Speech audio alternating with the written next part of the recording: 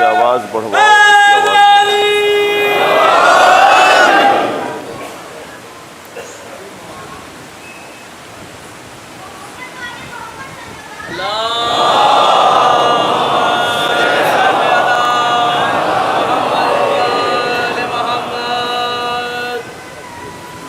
فاتحہ۔ الرحمن الرحیم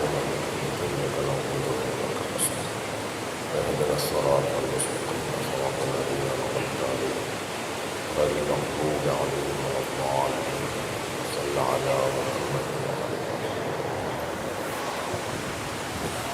أعوذ بالله من الشيطان الرجيم بسم الله الرحمن الرحيم الحمد لله الذي لا يبلغ مدحته القائلون ولا يحصي نعماءه العادون ولا يعدي حقه المجتهدون الذي ليس لصفته حد محدود ولا نعت موجود ولا وقت معدود ولا أجل ممدود فطر الخلائق بقدرته ونشر الرياح برحمته الصلاة والسلام على الرسول المسدد المصطفى الأمجد المحمود الأحمد سيدنا ومولانا ومولى الكونين جد الحسن والحسين مع علي والقاسم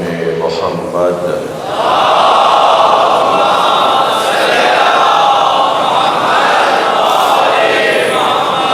وآله الطيبين الطاهرين المعصومين الذين قال الله إنما يريد الله ليذهب عنكم الرجس أهل البيت ويطهركم تطهيرا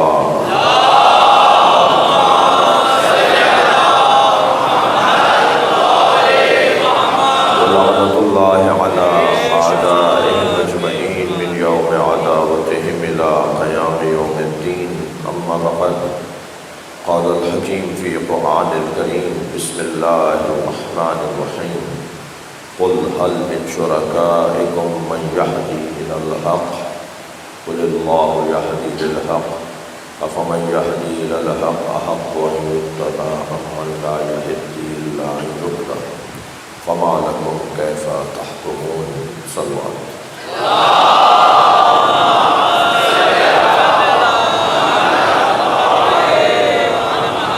اور بھی بلند صلوات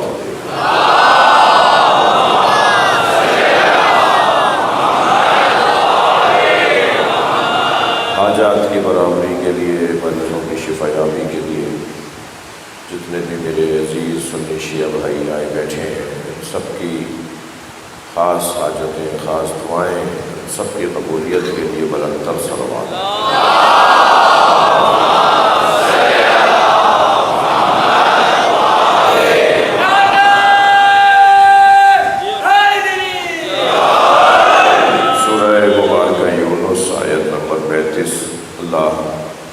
اس آیت میں اپنے حبیب سے مخاطب ہے، اے میرے نبی، اے میرے حبیب، ان سے پوچھئے کہ جو مشرک ہیں، شرک قرار دیتے ہیں، میرے ساتھ کسی اور کو شریک بناتے ہیں، اگرچہ اللہ نے اس آیہ کریمہ میں مشرکوں کو، ان کے معبودوں کو اپنے ساتھ شریک ہونا بیان نہیں کیا، یعنی وہ میرے شریک نہیں ہیں، وہ ان کے شریک ہیں جنہیں انہوں نے میری جگہ اللہ مانا ہے۔ اللہ انہیں اپنا شریک نہیں مان رہا، وہ اللہ کے شریک ہیں بھی نہیں۔ قل هل من شرکائکم، اے میرے حبیب ان سے پوچھئے کہ کیا ان کے جو شریک ہیں وہ اس قابل ہیں کہ وہ تمہیں حق کی طرف ہدایت عطا کریں؟ ان معبودوں کا کام ہے، ان اللہ کے علاوہ الہوں کا کام ہے کہ تمہیں حق بتا سکیں، وہ کیا حق بتائیں گے؟ اور انسان کا کتنا زوال ہے اس بات میں کہ وہ اسے اللہ مان بیٹھے جسے خود اس نے اپنے ہاتھوں سے بنایا ہے۔ یہ انسان کا کتنا بڑا زوال ہے، کتنی افتاد ہے انسان کے لیے، کتنی اس کی زبوں حالی ہے کہ وہ اسے اپنا معبود مان رہا ہے جسے اس نے اپنے ہاتھوں سے بنایا ہے۔ یہ تمہارے اللہ کیسے ہو سکتے ہیں، یہ تمہارے الہ کیسے ہو سکتے ہیں؟ ویسے یہ مسئلہ بھی جو شرک کا مسئلہ ہے، یہ مسئلہ بھی اخلاقی کمزوری ہے۔ جتنی بھی برائیاں آپ دیکھیں گے نا پروفیسر صاحب، اس کی جو جڑ نکلے گی، اس برائی کی جڑ اخلاقی کمزوری نکلے گی۔ جتنی بھی معاشرے میں آپ کو برے کام، بری باتیں، غلط کام، غلط باتیں، نامناسب باتیں، اس کی جو جڑ ہے، اس کی جو علت ہے، اس کا جو سبب ہے، وہ ہے اخلاقیات میں کمزور ہونا۔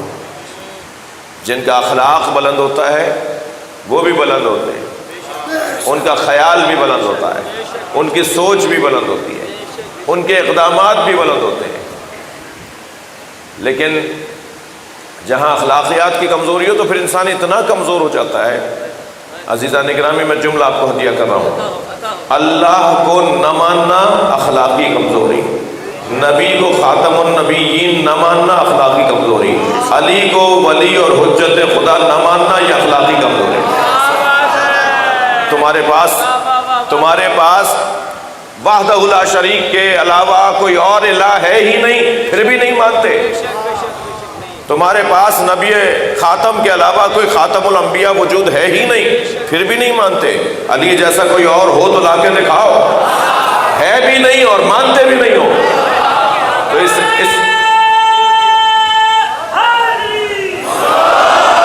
اس سے بڑی اخلاقی کمزوری اور کیا ہوگی؟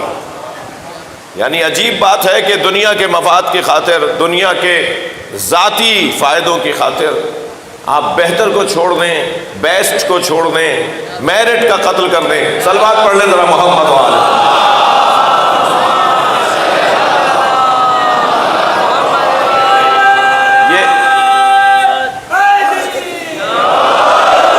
مجالس ہے نا میرے بچوں جوانوں، میری خوش قسمتی ہے جعفر بھائی اکثریت نوجوانوں کی مجلس میں ہے، اور جو بزرگ تشریف فرمائے ہیں ان کی شفقتوں کی وجہ سے مجلس کے اندر روحانیت میں اضافہ ہے، اور بلکہ میں تو یوں کہتا ہوں کہ جو بزرگ بیٹھے ہوئے ہیں وہ بھی حب علی کے جذبے سے جوان ہیں۔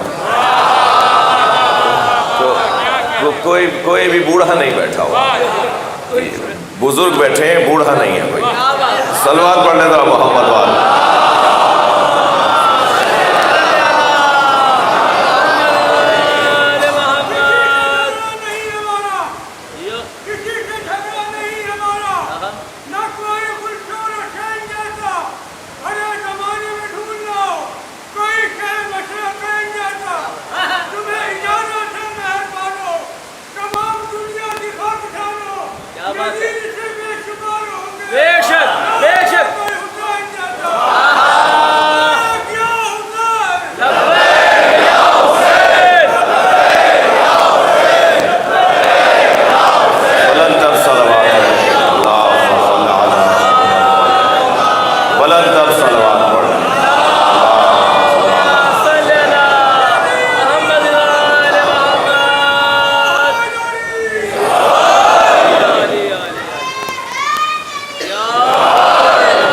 شفا کے لیے بیمار ہیں، ان کی شفا کے لیے بلند تر صلوات۔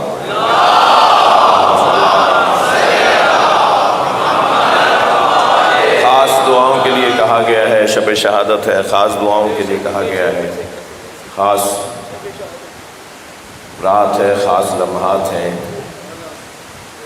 میری بہنیں بھی جو اس ہال کے برابر گراؤنڈ میں تشریف فرما ہیں، وہاں ماشاءاللہ غازی عباس ٹرسٹ کے اراکین کی جانب سے ہال کی تیاری، اس کی تعمیر کا کام جاری ہے، اور میں آپ سے اپیل بھی کروں گا کہ اس وقت اس کی تعمیر میں خود بھی اس سارے کام کو دیکھ رہا ہوں، میں اور اس ٹیم کا حصہ ہوں۔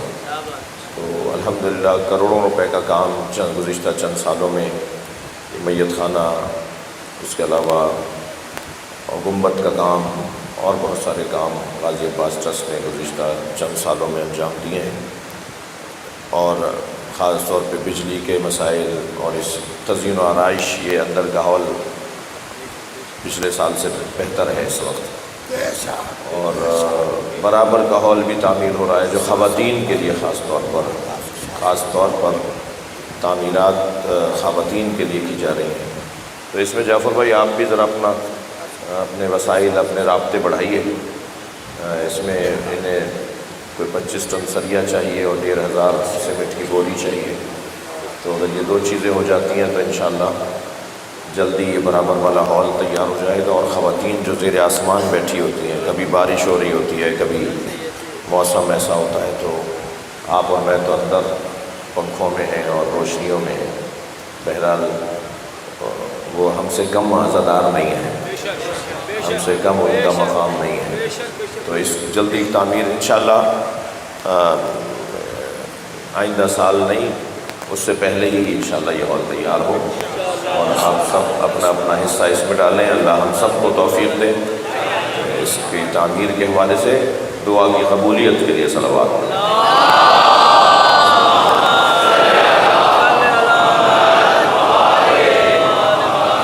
بات آگے بڑھے، تھوڑی سی میں کچھ کہہ رہا تھا آپ سے، اور بات یہ عرض کر رہا ہوں کہ اللہ یہاں پوچھ رہا ہے مشرکوں سے کہ کیا تمہارے شریکوں میں یہ صلاحیت ہے، کیا تم نے جنہیں اپنا معبود بنایا ہے ان میں یہ صلاحیت ہے کہ تمہیں حق کی طرف ہدایت کریں؟ اے میرے حبیب ان سے کہہ دیجئے کہ قل اللہ یہدی للحق، اللہ ہی حق کی جانب ہدایت کرنے والا ہے، اور وہ کیسے ان کے برابر ہو سکتا ہے؟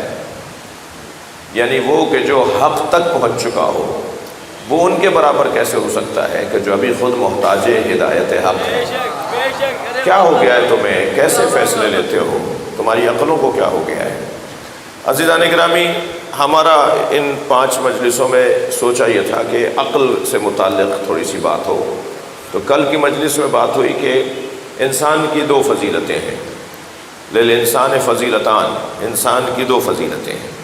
میری اور آپ کی فضیلت میرے اچھے کپڑے نہیں ہیں، میری اچھی گاڑیاں نہیں ہیں، میرے اچھے بنگلے نہیں ہیں، میرے اچھے کھانے اور اچھے دسترخوان نہیں ہیں، حتیٰ میری اور آپ کی فضیلت اچھا خاندانی پس منظر نہیں ہے۔ وہ اچھی بات ہے مگر وہ بے عنوان فضیلت نہیں ہے، یہ ہماری فضیلت نہیں ہے۔ خبردار مہنگے کپڑوں میں کسی کو دیکھ کر بڑا آدمی مت سمجھیے گا، جی پھٹے ہوئے کپڑوں میں کسی کو دیکھ کر ذلیل مت سمجھیے گا۔ کوئی مہنگی گاڑی میں ہو تو وہ بڑا نہیں ہوتا، کوئی مہنگے مکان میں رہتا ہو تو وہ بڑا نہیں ہوتا۔ یہ کسوٹیاں دنیا کی ہماری بنائی ہوئی ہوں گی، مگر یہ اللہ، رسول اور اہل بیت کی بنائی ہوئی کسوٹیاں نہیں ہیں۔ انہوں نے جو کسوٹی دی ہے وہ یہ ہے، للانسان فضیلتان، انسان کی 2 فضیلتیں ہیں، العقل والمنطق۔ اس کی پہلی فضیلت ہے عقل اور دوسری فضیلت ہے منطق۔ عقل جس کے پاس نہیں ہے تو وہ انسان نما تو ہو سکتا ہے، انسان نہیں ہوگا۔ دیکھنے میں تو آئے گا کہ وہ انسان ہے، حقیقت میں وہ انسان نہیں ہے۔ جب فصل تیار ہو جاتی ہے تو زمیندار حضرات ڈنڈی پر قمیض چڑھا کر اسے کھیت میں گاڑ دیتے ہیں، جانور سمجھتے ہیں کہ انسان کھڑا ہے۔ ہمارے معاشرے میں بھی کچھ ایسے گھومتے پھرتے لوگ نظر آئیں گے جنہوں نے کپڑے تو انسانوں جیسے پہنے ہوتے ہیں مگر وہ انسان نہیں، انسان نما ہوا کرتا ہے۔ اور مولا علی نے تو کیا خوب تعبیر میں فرمایا کہ میتیں 2 طرح کی ہوتی ہیں، کچھ لیٹے ہوئے جنازے ہوتے ہیں، کچھ چلتے پھرتے جنازے۔ جس کا ضمیر مر چکا ہو، جس کا احساس مر چکا ہو، جس کا ضمیر مر چکا ہو، وہ زندہ کہاں ہے؟ زندگی کی کوئی علامتیں اور نشانیاں ہیں یا نہیں؟ یعنی ہم تو اپنے مردے کو یہ طے کرتے ہیں کہ یہ مر چکا ہے کہ جب اس کا بدن ٹھنڈا پڑ جاتا ہے۔ اگر بدن میں حرارت ہو تو کہتے ہیں یہ ابھی زندہ ہے۔ مثلاً ایک کسوٹی ہے کہ بدن میں حرارت ہے تو یہ ابھی زندہ ہے۔ تو اگر بدن کی حرارت زندگی کی علامت ہے تو کیا روح کی حرارت زندگی کی علامت نہیں؟ بہت سارے لوگوں کے بدن زندہ ہیں مگر روحیں مردہ ہیں۔ یاد رکھیں، بدن مر جائے تو اسے قبرستان پہنچایا جاتا ہے، روح مر جائے تو کہاں پہنچائے؟ روح جب مر جاتی ہے تو اسے کہاں پہنچایا جائے؟ وہ زندوں میں ایک مردہ، زندوں میں ایک لاش ہوا کرتی ہے۔ کیا کریں کہ روح کو مرنے نہ دیں؟ تھکیں گے نہیں میری باتوں سے؟ کیا کریں ہم کہ روح مرنے نہ پائے ہماری؟ بدن تو بہرحال اس دنیا سے، اس جگہ سے دوسری جگہ منتقل ہوگا، کیا کریں کہ روح مرنے نہ پائے؟ روح کی زندگی کا ایک روشن رستہ ان روحوں سے دوستی ہے جن کی روحوں کو 1400 سال بعد بھی سلام کیا جاتا ہے۔ وہ ہیں ہزاروں میل کے فاصلے پر، کبھی مدینے میں ہیں، کبھی نجف میں ہیں، کہیں کربلا میں ہیں، کہیں مشہد میں ہیں، مگر ہزاروں میل کے فاصلے سے انہیں سلام کیا جا رہا ہوتا ہے۔ ان سے زیادہ کوئی زندہ نہیں ہے۔ اگر آمادہ ہیں تو جملہ ہدیہ کر رہا ہوں، میں زندہ ہوں، اس پر مجھے شک کرنا چاہیے۔ حسین زندہ ہیں، اس پر یقین ہونا چاہیے۔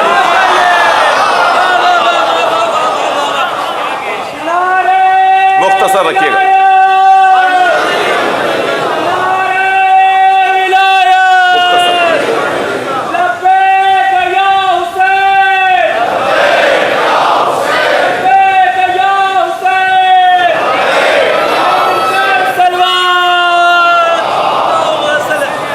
بھائی بلند تر صلوات کا آیا۔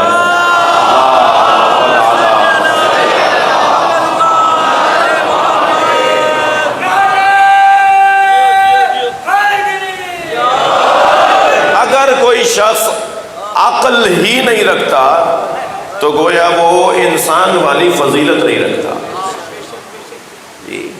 گوشت کا لوتھڑا تھوڑی معاشرے کو چاہیے، انسان معاشرے کو چاہیے۔ یہ انسانی معاشرہ ہے، یہ گوشت کے لوتھڑوں کا معاشرہ نہیں ہے۔ میں والدین سے بھی ایک گزارش کروں گا کہ 2 ہی بچے اچھے کا نعرہ اسلام کا نعرہ نہیں ہے۔ اگر تربیت نہیں کر سکتے ہو تو 2 بھی زیادہ ہیں، اور اگر تربیت کر سکتے ہو تو 10 بھی کم ہے۔ اگر معاشرے کے حوالے اچھے انسان کر سکتے ہو تو پھر بچے زیادہ سے زیادہ بھی کوئی ممانعت نہیں ہے۔ اور اگر سنبھال ہی نہیں سکتے، گوشت کے لوتھڑے معاشرے کو دیے جا رہے ہیں، نہیں، انسان معاشرے کے حوالے کیے جائیں، تربیت یافتہ بچے معاشرے کے حوالے کیے جائیں۔ اور عزیزوں، مجھے اور آپ کو تو ویسے ہی اللہ کا دگنا شکر ادا کرنا چاہیے، یعنی اوروں کی نسبت دگنا، ورنہ اللہ کا دگنا شکر ہو ہی نہیں سکتا۔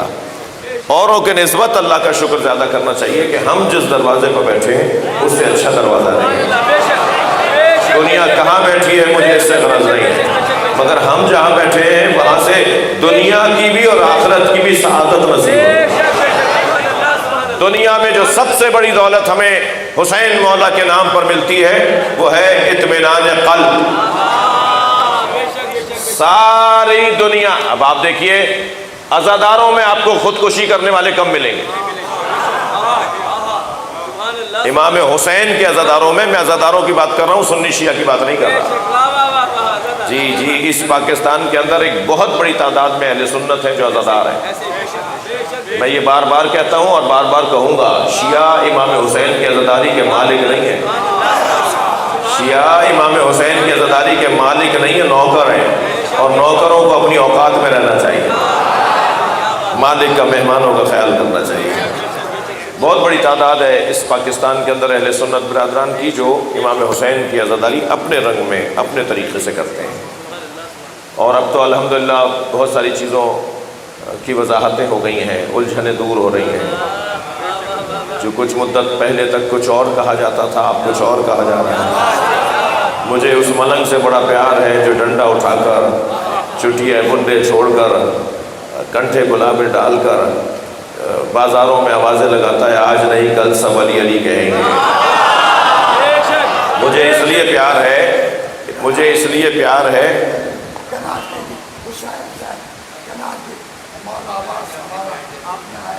بٹھاؤ جی، بٹھاؤ۔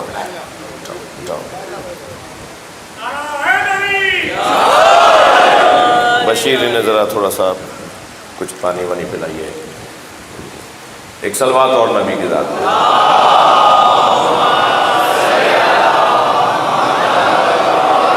ایک اور بلند صلوات.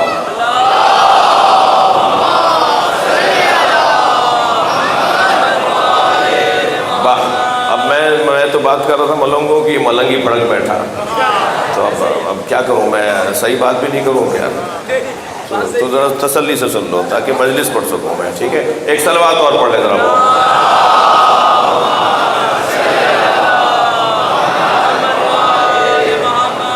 بات آگے بڑھے میری. ایک سردار جی دریا کے کنارے کھڑے آوازیں لگانے لگے کہ بھائی فلاں صاحب ڈوب رہے ہیں، انہیں کوئی نکال کے تو لاؤ اور بچاؤ بچاؤ. تو کسی نے انہی کو دھکا دے دیا اور وہ ایک مرتبہ بچا کے لے آئے. تو لوگ تعریفیں کرنے لگے، کہنے لگے تعریفیں مت کرو، مجھے یہ بتاؤ دھکا کس نے دیا. وہ جو یہ ایک صرف مثال ہے، یہ کوئی بھی سردار جی ہو سکتا ہے، یہ آپ میں بھی ہو سکتے ہیں. جہاں ہماری عقل کام نہ کرے اور کام ہم انجام دیں اس کی فضیلت نہیں رہتی. یعنی بغیر عقل کے جو کام، بغیر سوچ کے جو کام ہو رہا ہو، بغیر تدبر کے جو کام ہو رہا ہو، وہ کام فضیلت سے نکل جاتا ہے. جس کام میں عقل کار فرما ہو وہ کام فضیلتوں والا کام ہوتا ہے. اللہ نے انسان کے لیے دو فضیلتیں قرار دی ہیں، ایک عقل اور ایک منطق. عقل کا کام ہے فائدہ لینا، وبالعقل یستفید وبالمنطق یفید، اور منطق کا کام ہے فائدہ پہنچانا. میرے بچوں میں آپ سے تھوڑا سا زیادہ چاہوں گا توجہ بڑھائیں. وہ انسان ہی نہیں ہے جس سے دوسروں کو فائدہ نہ پہنچے. وہ انسان نہیں ہے. اس تعریف کے مطابق وہ انسان نہیں ہے جو دوسروں کے کام نہیں آتا. میرے مولانا نبی سرکار سے پوچھا گیا یا رسول اللہ من کان خیر الناس، یا رسول اللہ سب سے اچھا انسان کون ہے؟ من کانا خیر الناس. سرکار نے صرف اس جملے میں ایک لام کا اضافہ کیا اور جواب دے دیا، فرمایا من کانا خیرا للناس. کیا سوال ہوا تھا؟ من کانا خیر الناس، سب سے اچھا انسان کون سا ہے؟ سرکار نے فرمایا من کانا خیرا للناس، سب سے اچھا انسان وہ ہے جو انسان کے لیے اچھا ہے. جو انسان کے لیے اچھا نہیں ہے وہ انسان اچھا نہیں ہے، اور اچھا انسان وہ ہے جو دوسروں کے لیے اچھا ہو. دیکھیے پاکستان ہمارا کن مسائل کا، میں تو جب سے میں نے ہوش سنبھالا ہے ہر دن ایک نیا مسئلہ دیکھا ہے.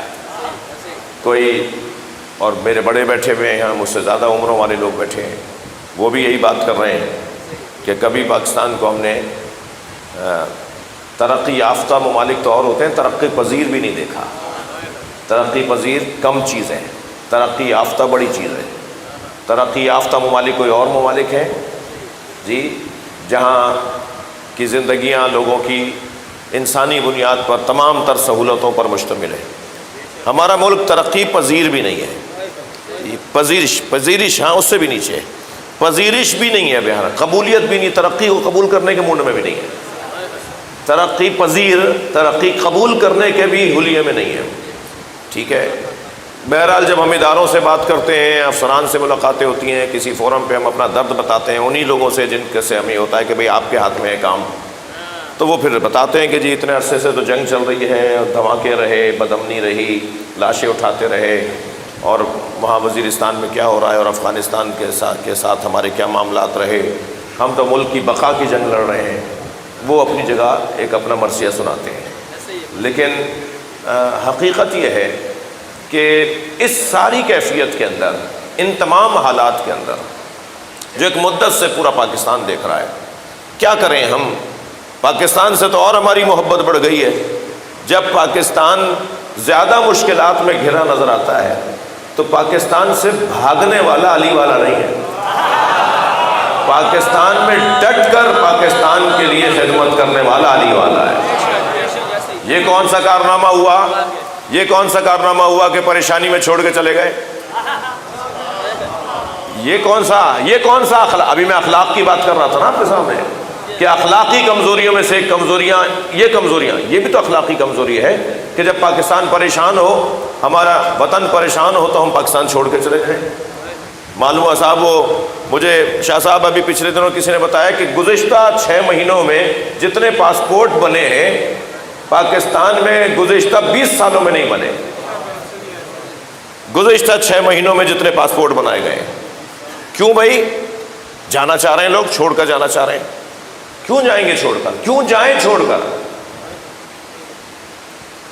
اس مشکل وقت میں پاکستان کو کیسے چھوڑ کر چلے جائیں؟ بلکہ آپ شاید کہیں کہ یہ مبالغہ کر رہے ہو، میں مبالغہ نہیں کر رہا۔ میں ان ممالک میں جاتا ہوں مجالس کے لیے تو میں وہاں کے بچوں سے کہتا ہوں کہ پڑھ لیا، کما لیا، واپس آ جاؤ پاکستان۔ اب وہ مجھے پتا ہے کہ پھر مجھے ان سے کیا چپتے ہوئے جملے سننے کو ملتے ہیں کہ آپ وہاں بلا رہے ہیں ہمیں، اور ہم ہیں کہ جو پاکستان کے وکیل بن کر ان لوگوں کو سمجھا رہے ہوتے ہیں کہ نہیں آ جاؤ پاکستان آ جاؤ۔ پھر وہ ہم سے پلٹ کے سوال کرتے ہیں کہ جی وہاں تو روزگار کے یہ مسائل ہیں، وہاں تو تعلیم کے یہ مسائل ہیں، پھر بھی ہم ان سے کہتے ہیں کہ نہیں پاکستان آ جاؤ۔ شاید کوئی ایک بندہ ایسا مل جائے کہ جو پاکستان کی قسمت کو بدل دے۔ توجہ ہے آپ آج کی؟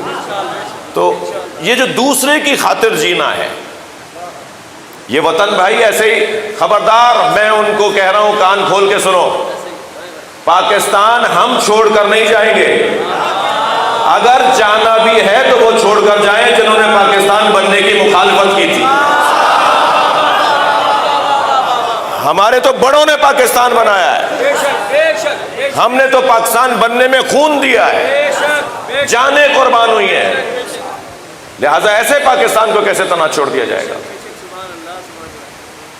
عزیزو، کسی اور کی خاطر جینا، کسی اور کی خاطر زندگی گزارنا، یہ انسان کی انسانی قدروں میں ایک روشن قدر ہے۔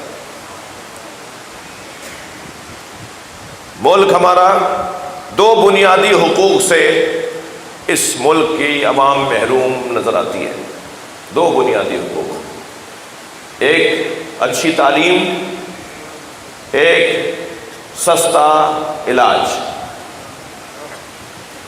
جی میں چاہتا تو کہہ دیتا مفت علاج، مفت علاج نہ صحیح سستا علاج تو ہو۔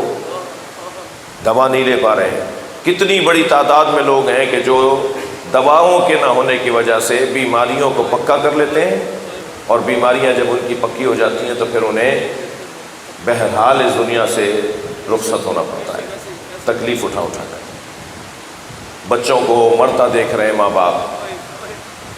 ماں باپ کو تڑپتا دیکھ رہی ہیں اولادیں، زوجہ کو تڑپتا دیکھ رہا ہے شوہر، مگر اس کے پاس وسائل نہیں ہے کہ وہ اتنا مہنگا علاج کروائے۔ بہت مشکل دور ہے۔ جتنا اس دور کے اندر معاشی بدحالی اور بحرانی کیفیت ہے شاید ہی رہی ہو۔ ایسے میں کیا کرنا ہے ہمیں؟ جی کوئی اور ہو تو شاید کچھ اور باتیں کریں، میں کچھ اور کرنا چاہ رہا ہوں آپ سے بات۔ میں آپ سے یہ کہنا چاہ رہا ہوں کہ طے کرو آپس میں، جوانوں سے زیادہ بات کر رہا ہوں، 5 10 20 15 جوانوں کی ٹولیاں بناؤ، اور اس سے زیادہ کم میں مثال دے رہا ہوں، اور طے کرو کہ ایک شعبہ ہم اپنے علاقے کی فلاح کے لیے یہ والا کام ہم کریں گے۔ ہمیں 5 بچے ایسے ڈھونڈنے ہیں جن کے والدین اپنے بچوں کو فیس نہ ہونے کی وجہ سے پڑھا نہیں سک رہے۔ ہمیں ہر مہینے ایک غریب کا علاج کروانا ہے۔ آپس میں طے کریں ہم کس کے ماننے والے ہیں، کن کی خوشی میں خوش اور غم میں غم کرنے والے ہیں۔ جو دسترخوان کھلا رکھتے تھے، دسترخوان بچھا رکھتے تھے، دروازہ ان کا کھلا رہتا تھا۔ خود امام سجاد جن کی آج شب شہادت ہے، وہ روزانہ اپنے ہاتھوں سے غریبوں کے گھر ان کے قوت لا یموت یعنی وہ غذا پہنچاتے تھے جو ان کی ضرورت ہوتی تھی۔ مولا علی کی بھی یہی کیفیت، تمام ائمہ اہل بیت کی یہی کیفیت۔ لہذا طے کریں کتنا مشہور نام ہے پاکستان کا، عبدالستار عیدی۔ میری ان سے 2 ملاقاتیں رہیں۔ ایک ملاقات میں انہوں نے مجھے ایک بات کہی جو انہوں نے پھر کسی ٹی وی چینل پہ بھی کہی ہے، اللہ ان کی مغفرت فرمائے۔ میں نے ان سے پوچھا کہ آپ کے اندر یہ جذبہ کہاں سے آیا؟ جی ہم تو اپنے عزیز کے بدن سے اگر بدبو آ رہی ہو تو اس کو غسل دینے کو تیار نہیں ہوتے، جبکہ اس کا حق ہماری گردن پر ہوتا ہے۔ یہ آپ اجنبی لوگوں کے جنازے، پتہ نہیں کہ کس کی میت ہے، مگر ایک میت ہے، اس کو غسل دینا، اس کو کفن پہنا کے دفنانا، نہ جانے کہاں کہاں سے بچوں کو جھولوں میں لے کر آ کے ڈالنا۔ جی یہ اتنے سخت کام آپ نے کیسے کیے؟ یہ دوسروں کی خاطر جینے کا جذبہ آپ کے پاس کہاں سے آیا؟ تو انہوں نے ایک فارمولہ، ایک اپنے بارے میں بتایا کہ میں ایسا کیسے ہوا۔ کہنے لگے جب میں اسکول جاتا تھا تو میری ماں مجھے 2 سکے دیتی تھی، 2 ٹکے 2 آنے، مجھے 2 سکے دیتی تھی اور کہتی تھی ایک تمہارا ہے اور ایک اس بچے کا ہے جس کے پاس کھانے کو پیسہ نہ ہو، اسکول میں چیز خریدنے کو پیسے نہ ہو۔ تو میں اپنے پیسے سے چیز خریدنے کے بعد اسکول میں ڈھونڈتا تھا کہ کون سا بچہ علیحدہ بیٹھا ہوا ہے اور وہ اور بچوں کی طرح چیز خرید کے نہیں کھا رہا، تو میں اس کے پاس جا کے کہتا تھا تم چیز کیوں نہیں کھا رہے؟ وہ کہتا تھا میرے ابا کے پاس پیسے نہیں تھے کہ مجھے پیسے دیتے، تو پھر میں اسے دیتا تھا کہ جاؤ تم جا کے چیز خریدو۔ میں چاہوں گا اپنے بزرگوں سے کہ سخاوت کی مشق اپنے بچوں سے کروائیں۔ آپ اپنے بچے کے ہاتھ میں پیسے دے کے کہیں کہ فلاں کو دے کر آؤ، فلاں جگہ دے کر آؤ۔ یہ بچہ بچپن سے اگر سخی بنے گا نا تو یہ بڑا ہو کر اور سخی تر بنے گا، یہ بڑا ہو کر اگر کسی منصب پر آئے گا تو اور زیادہ سخی بنے گا۔ لہٰذا اس وطن کی خدمات میں ایک رستہ ہمارے پاس سیرت امام سجاد کی روشنی میں یہ ہے کہ ہم خود سے طے کریں کہ ہم اپنے اپنے حلقوں میں اپنے شہریوں کے لیے کیا خدمات انجام دے سکتے ہیں۔ مولانا 5 آدمی ہم کیا کر لیں گے؟ ایک آدمی کے ساتھ ہم نے اگر ایسا کر دیا تو کون سا مسئلہ حل ہو جائے گا؟ ہم مسئلے حل کرنے کے لیے پیدا نہیں ہوئے، ذمہ داری ادا کرنے کے لیے پیدا ہوئے ہیں۔ جو ہماری ذمہ داری بنتی ہے وہ ہم ادا کریں، باقی نتیجہ ہمارے ہاتھ میں نہیں ہے۔ ہم پابند فرائض ہیں، پابند نتائج نہیں ہیں، نتیجہ اللہ کے ہاتھ میں ہے۔ عزیزو، مجھے اجازت دیجیے کہ میں آج شب شہادت کی نسبت سے کچھ زیادہ دیر آپ کے ساتھ رہوں۔ یہ امام جن کی آج شہادت کی رات ہے، وہ چوتھے امام، کربلا میں 28 برس کی زندگی، کیا عمر ہوتی ہے 28 سال کی؟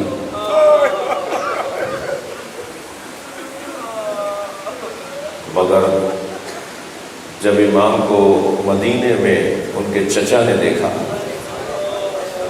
تو ضعیفی اتنی طاری تھی کہ گویا اپنے چچا سے زیادہ مسن لگ رہے تھے۔ تو جب پوچھا گیا تو حضرت نے جواب دیے ہیں، ان میں سے ایک جواب یہ ہے مجھے سکینہ کے جنازے نے بولا۔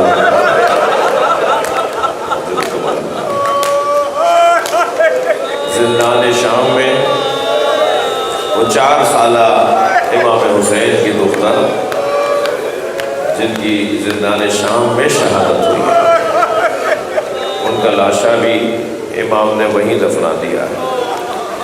اللہ آپ کو کوئی غم نہ دے سوائے ہمیں اہل بیت میں ہمیں رونے رلانے والوں کا قرار دے۔ شہادت کے حوالے سے گفتگو تو نہیں کر پاؤں گا، کل تابوت کی زیارت ہوگی تو کل امام سجاد کی خدمت میں کچھ دیر زیادہ رہوں، مگر عجیب داستان ہے اس امام کی۔ یہ واقعہ کربلا کے بعد 35 یا 40 سال زندہ رہے، مگر 35 اور 40 سالوں میں کوئی دن ایسا نہیں تھا جس دن روتے نہ ہو، جس دن گریہ نہ کیا ہو۔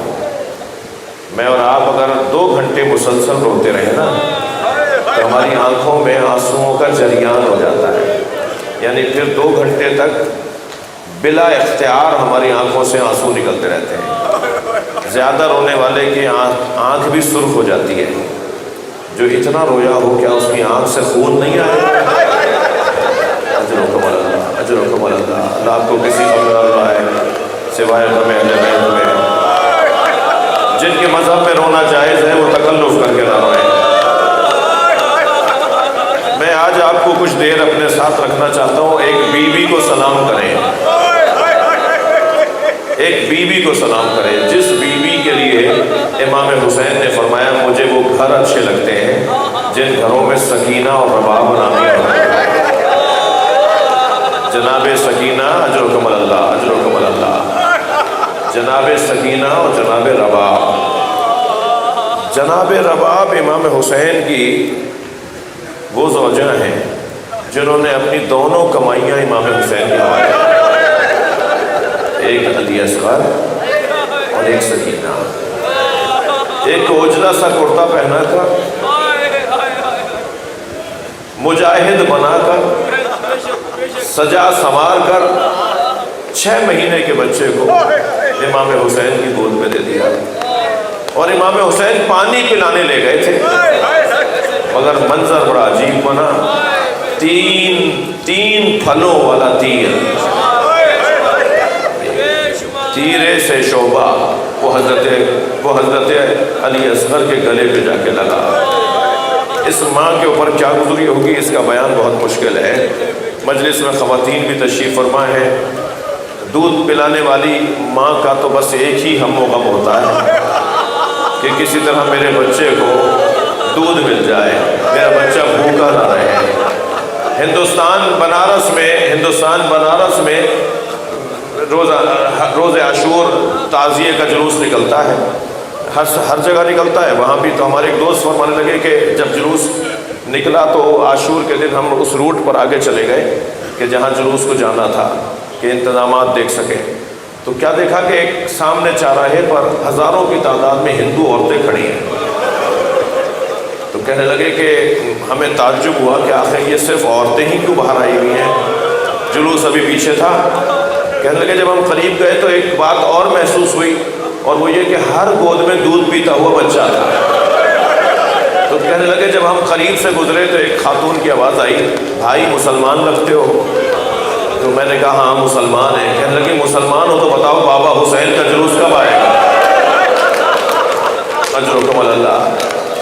تو کہتے ہیں میں نے ان سے کہا آپ کو بابا حسین کے جلوس کا کیوں انتظار ہے؟ تو کہنے لگے تمہیں نہیں پتا آج حسین کا بچہ بھوکا مارا گیا، آج ہم اپنے بچوں کو اس وقت تک دودھ نہیں پلاتے جب تک تعزیہ دفنا نہ دیا جائے۔ میں آپ رونے والوں سے اور میری بہنیں جو مجلس میں بیٹھی ہیں ان سے ایک سوال کروں کہ کیا گزری ہوگی جناب رباب پر کہ جس کا بچہ بھوکا مار دیا گیا؟ اجرکم اللہ، اجرکم اللہ۔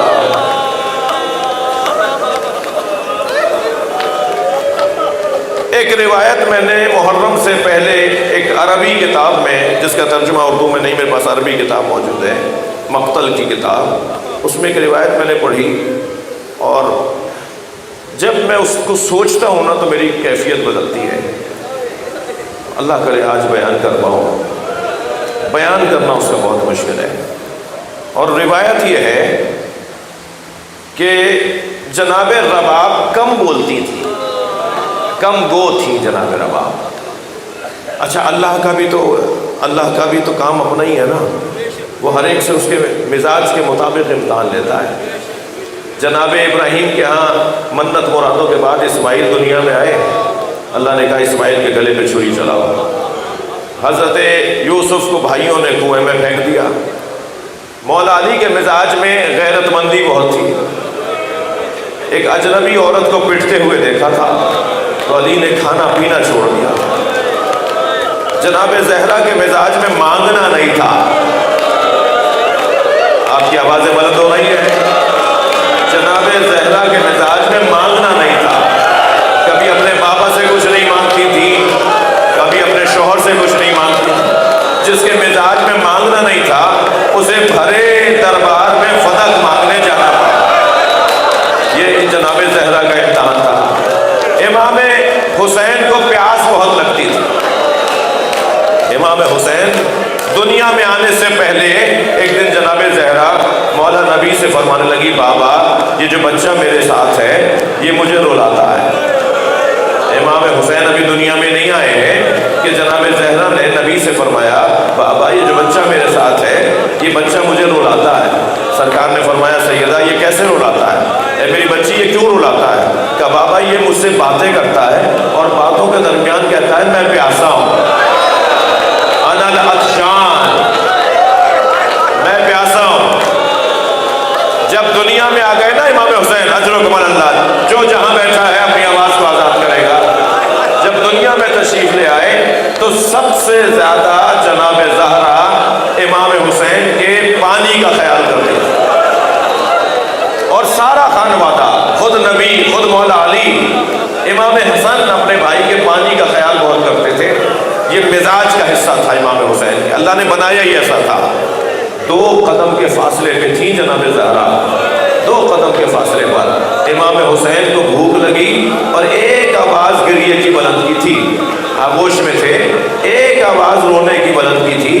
نبی نے اتنا انتظار نہیں کیا کہ فاطمہ آ جائیں، سرکار نے اپنا انگوٹھا امام حسین کے منہ میں لے دیا، نبی کے انگوٹھے سے دودھ نکلنے لگا، اور جب امام حسین ہمک ہمک کر پینے لگے تو نبی نے پیشانی پہ ہاتھ پھیرتے ہوئے فرمایا حسین آرام آرام سے پیو، یہ اللہ نے تمہارے لیے بنایا ہے۔ یعنی نبی اتنا بھی پسند نہیں کرتے تھے کہ حسین اتنا بھی پیاسا رہ جائے، اتنی دیر بھی بھوکا رہ جائے۔ اب جو سب سے زیادہ پانی طلب کرتا ہو، جس کو پیاس زیادہ لگتی ہو، میں سوال کروں رونے والوں سے، کربلا میں سب سے زیادہ پیاسا کون؟ آوازوں کو آزاد کریں، آوازوں کو آزاد کریں، اللہ آپ کو اجر عطا فرمائے۔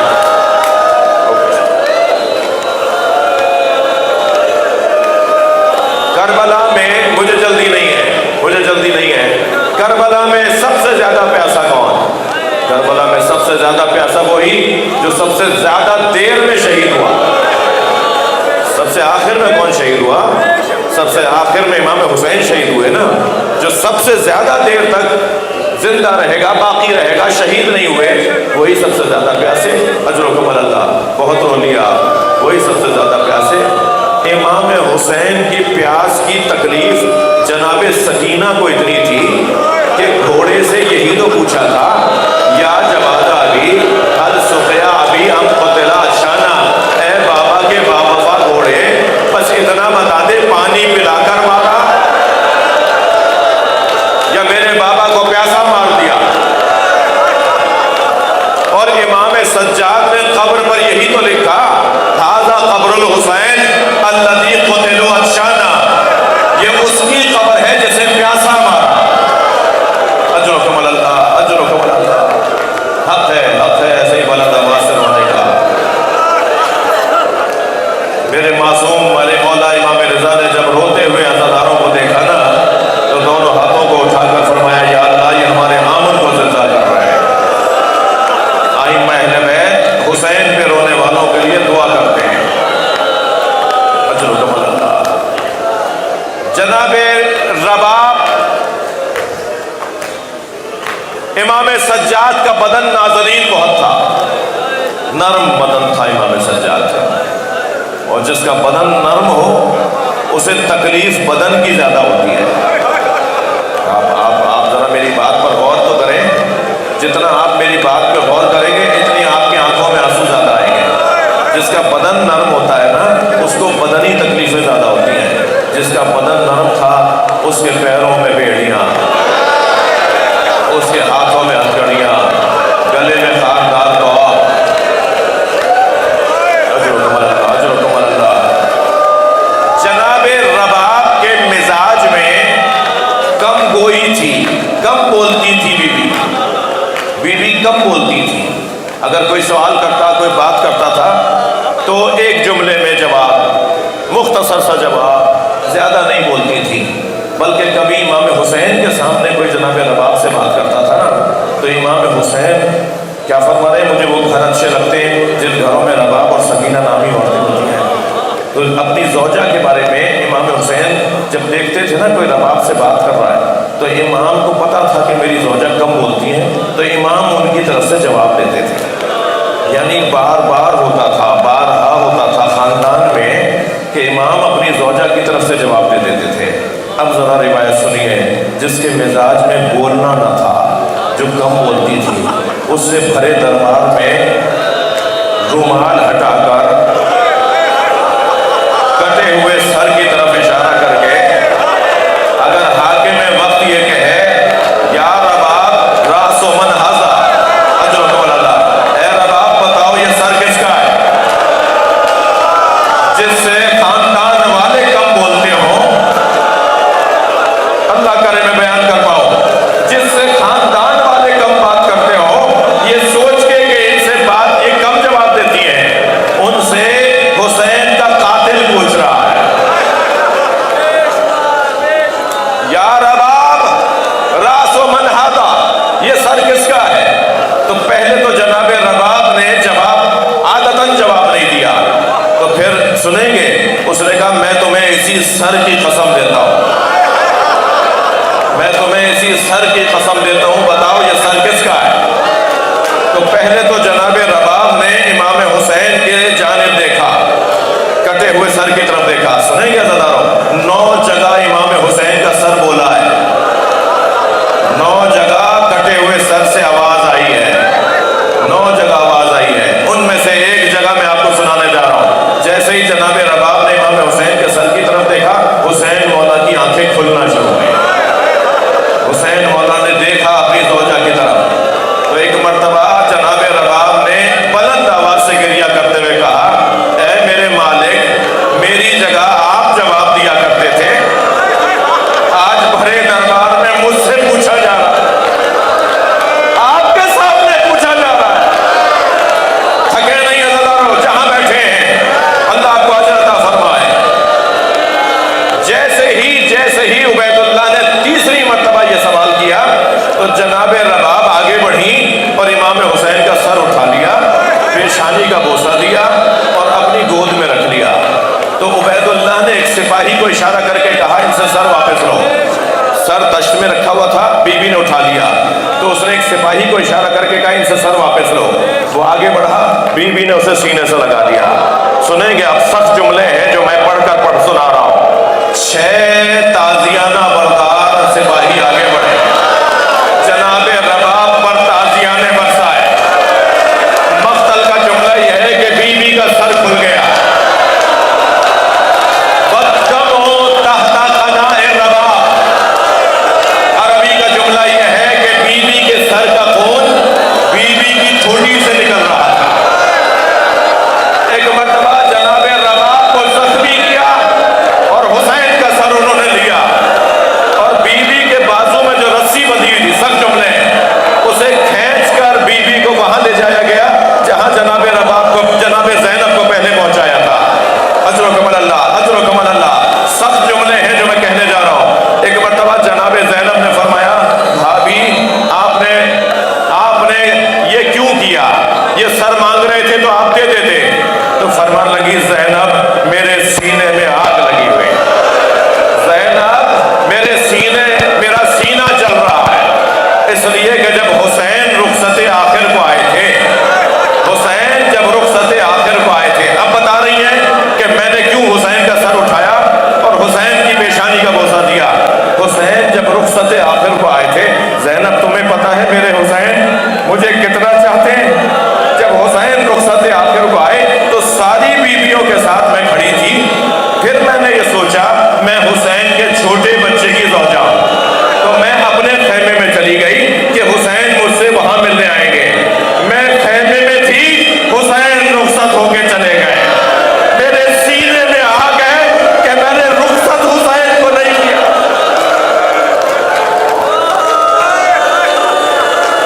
اجرکم اللہ، اجرکم اللہ، بہت گریہ ہو گیا، آج میرے حصے کی مجلس مکمل ہو گئی۔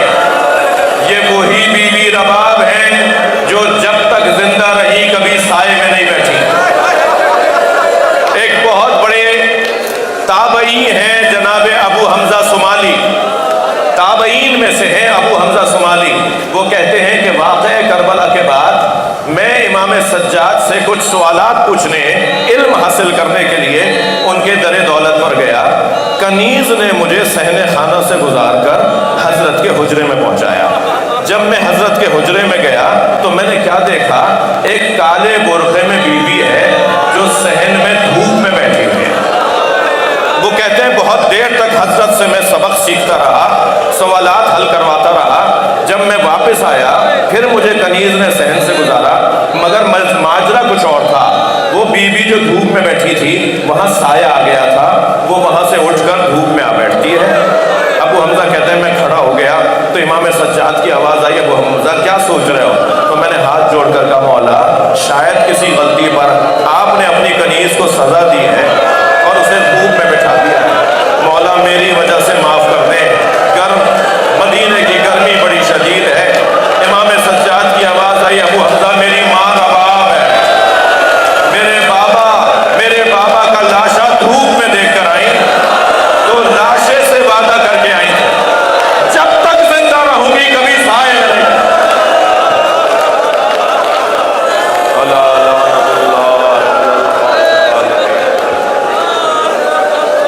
فَسَيَعْلَمُ الَّذِينَ ظَلَمُوا یا اللہ ان آوازوں پر رحمت نازل فرما، حاضرین کے رزق میں عزت میں اضافہ فرما، امام زمانہ کے ظہور میں تاجیل یا حسین.